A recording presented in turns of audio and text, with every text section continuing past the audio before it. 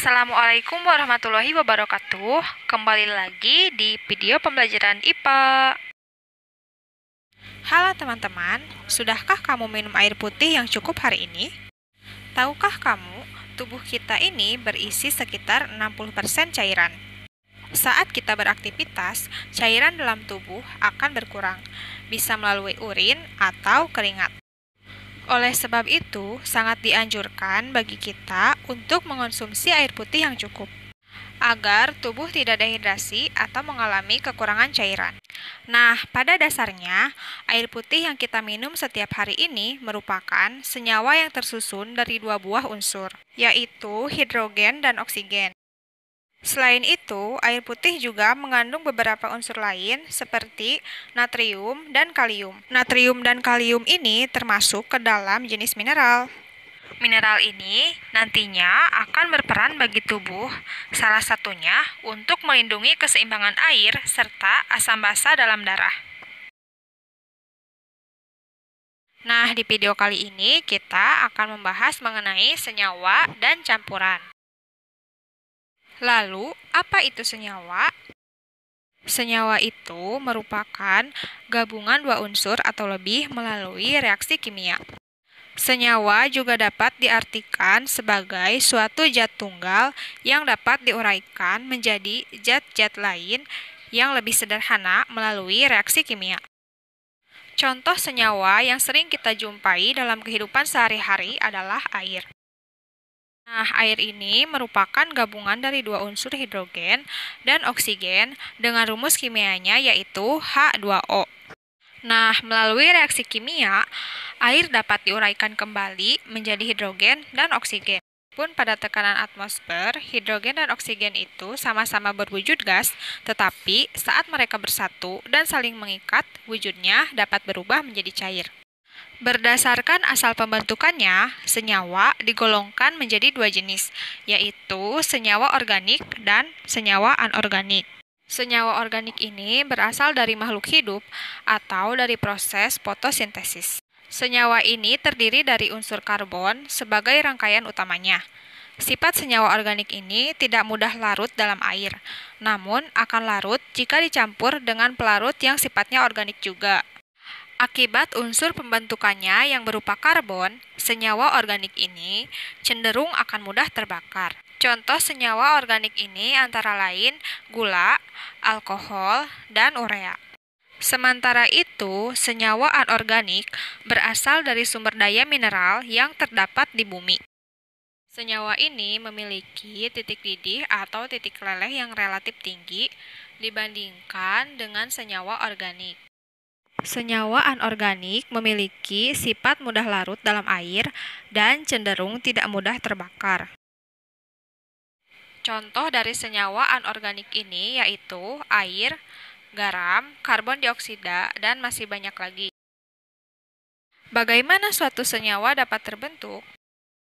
Senyawa terbentuk melalui proses pencampuran unsur secara kimia.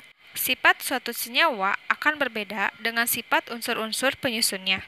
Misalnya, sifat air sebagai senyawa akan berbeda dengan sifat gas hidrogen dan oksigen sebagai unsur penyusunnya. Pada suhu kamar, air berwujud cair, sedangkan hidrogen dan oksigen keduanya berwujud gas. Air dapat digunakan untuk memadamkan api, sedangkan gas hidrogen merupakan zat yang mudah terbakar dan gas oksigen merupakan zat yang diperlukan dalam proses pembakaran. Nah, dari uraian tersebut dapat dijelaskan bahwa senyawa merupakan zat tunggal atau zat murni yang dapat diuraikan menjadi dua atau lebih zat yang lebih sederhana dengan proses kimia biasa. Berikut adalah tabel contoh senyawa sederhana dan unsur penyusunnya. Yang pertama ada senyawa air dengan unsur penyusunnya itu hidrogen ditambah oksigen. Yang kedua garam dapur atau natrium klorida dengan unsur penyusunnya natrium ditambah klorin. Yang ketiga ada gula tebu atau sukrosa dengan unsur penyusunnya karbon ditambah hidrogen ditambah oksigen. Materi yang selanjutnya yaitu mengenai campuran. Campuran merupakan suatu zat yang terbuat dari gabungan dua atau lebih zat yang berbeda tanpa melalui reaksi kimia. Gabungan zat-zat ini bisa berupa senyawa dengan senyawa, unsur dengan unsur, atau senyawa dengan unsur. Namun, zat tersebut tidak dapat bersatu secara kimiawi karena masih mempertahankan sifat aslinya. Contoh dari campuran adalah sebagai berikut.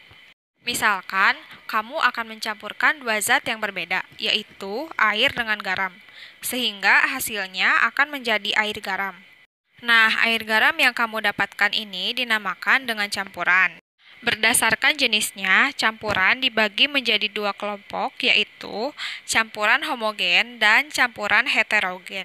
Campuran homogen terjadi apabila seluruh materi penyusun campuran itu tidak dapat dibedakan lagi antara satu dengan yang lainnya. Tetapi, sifat dari masing-masing materi penyusunnya masih dapat terlihat. Sebagai contoh, campuran air dengan susu bubuk coklat.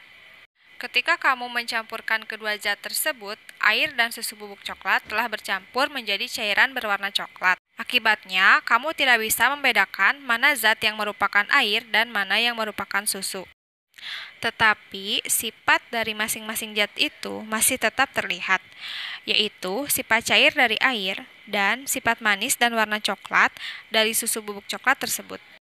Sementara itu, campuran heterogen terjadi apabila seluruh materi penyusun campuran itu beserta sifat-sifatnya masih dapat dibedakan satu dengan yang lainnya.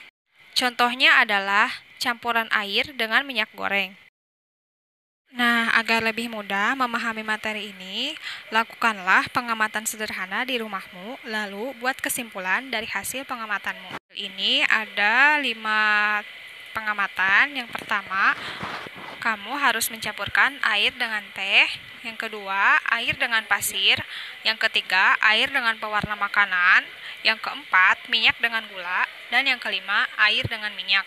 Nah, setelah itu, amati masing-masing perubahan yang dialami kelima campuran tersebut, lalu tentukan mana yang termasuk ke dalam campuran homogen dan mana yang termasuk ke dalam campuran heterogen. Setelah itu, buatlah kesimpulan dari hasil pengamatanmu. Cukup sekian video kali ini, sampai jumpa di video berikutnya. Wassalamualaikum.